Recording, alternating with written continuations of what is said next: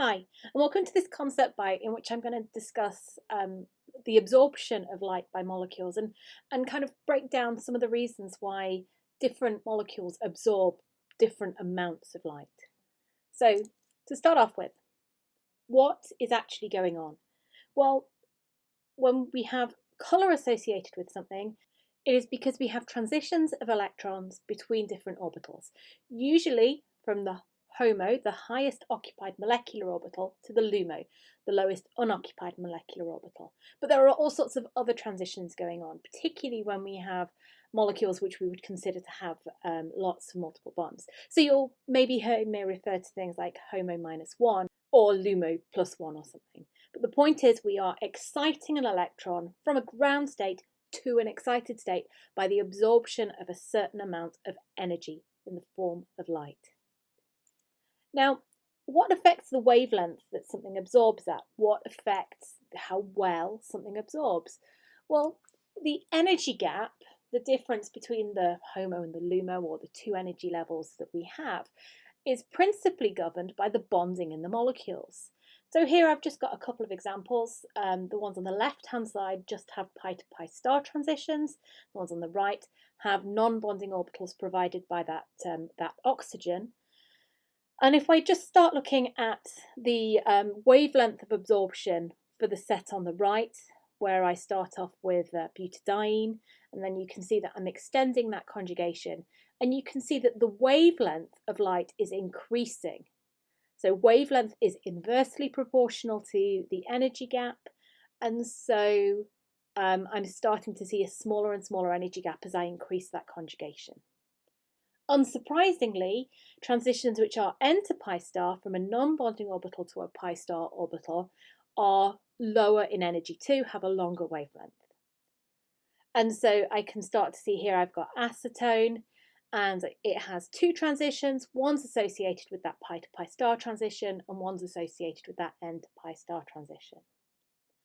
N to pi star transitions are always lower in energy than pi to pi star transitions.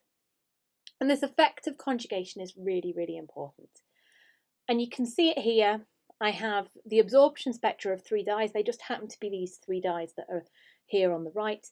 You don't need to know anything particularly about them other than you can see the length of this bridge between the two halves of the chromophore is increasing. It's conjugated the whole way.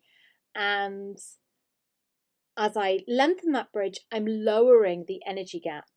So dye A is the one at the bottom, it's the longest one, and we can see that the lambda max of absorption here is a little longer than 700 nanometers.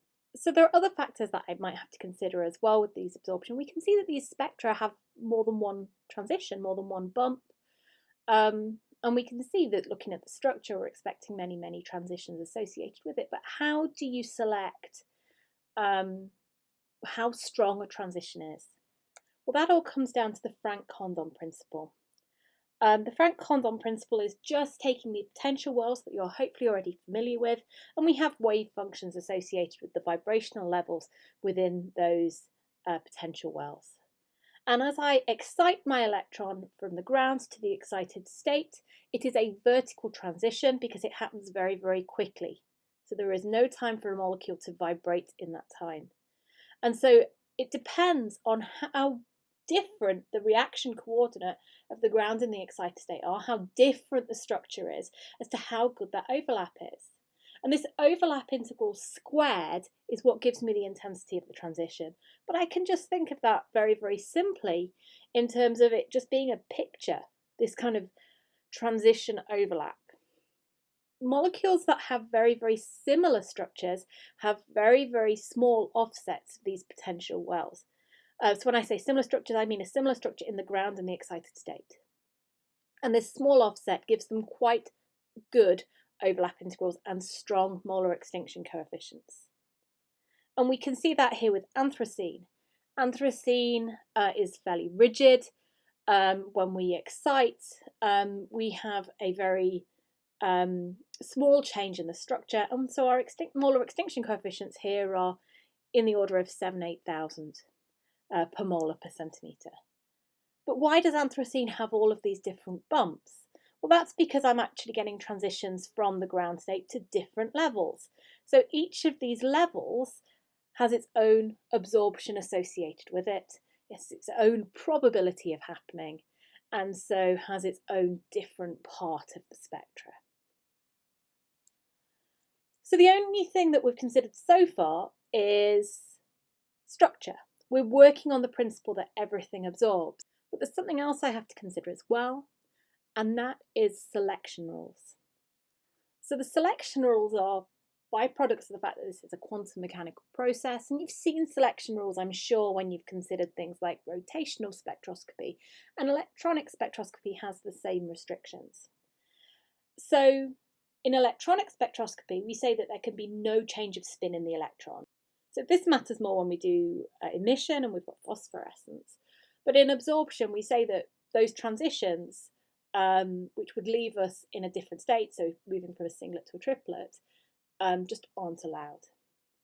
There are other selection rules that we have to consider as well, which are principally associated with inorganic molecules, but aren't solely, and that's the Laporte selection rule, which states that there must be a change in angular momentum quantum number when we have a centrosymmetric molecule.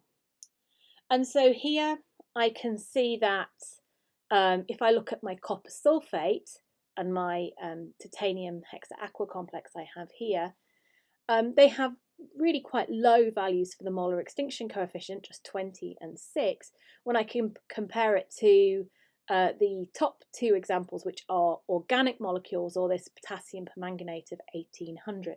So what's going on in here? Well, that copper sulfate, that titanium, the transitions that we see there are DD transitions. So it's from a split orbital. So here I've shown you this titanium hexaaqua, and the transition is from the T2G into this EG orbital.